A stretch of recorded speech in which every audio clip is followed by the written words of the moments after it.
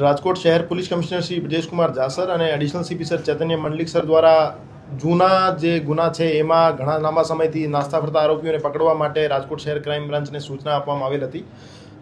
એની જ ભાગરૂપે એસીપી શ્રી બસિયા સાહેબ અને પીઆઈ શ્રી ડામોર સાહેબ, જાદવ સાહેબ અને ગોંડલિયા સાહેબની ટીમો દ્વારા એક ઝુંબેશ હાથ ધરવામાં આવેલ હતી. એમાં ભક્તિનગર પોલીસ સ્ટેશનના 2007ના એક મર્ડરના ગુનામાં નાસ્તો ફરતો આરોપી હતો કિશન ઉર્ફે કિશના બહાદુર ખોજીરાજ ચૌધરી, જે મૂળ નેપાળનો રહેવાસી હતો.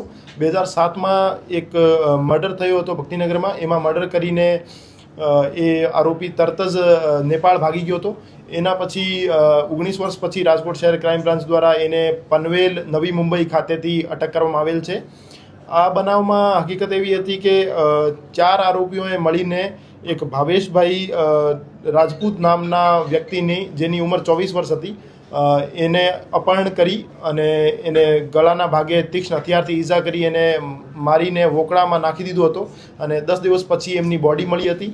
અને એ ગુનામાં ત્યારથી એ જે આરોપી છે કિશન નાસ્તો પડતો હતો.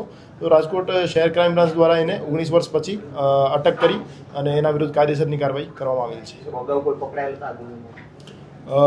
મંજુલાબેન નામની એક મહિલા આરોપી હતી જે મર્ડરના આ ગુનામાં અટક થયેલ હતી. અને બાકી બીજા જે 3 આરોપી છે, બીજા 3 આરોપી પૈકી એક કિશન ખોજીરાજ ચૌધરી છે અને બીજા આ સિવાયના 2 આરોપી જે છે હજુ નાસ્તા ફરતા છે, એને પકડવા માટે અમે કાર્યવાહી કરી રહ્યા છીએ. એમાં મંજુલાબેન અને જે મરણ જનાર ભાવેશભાઈ છે એમની વચ્ચે પ્રેમ સંબંધ હતો. અને ભાવેશભાઈ રાત્રે દારૂ પીને મંજુલાબેનને ઘરે ગયા હતા અને ત્યાં માથાકૂટ કરતા હતા. તો મંજુલાબેને 3 જે બીજા નેપાળના રહેવાસી આરોપી છે એની સાથે મળીને હત્યાને અંજામ આપ્યો હતો.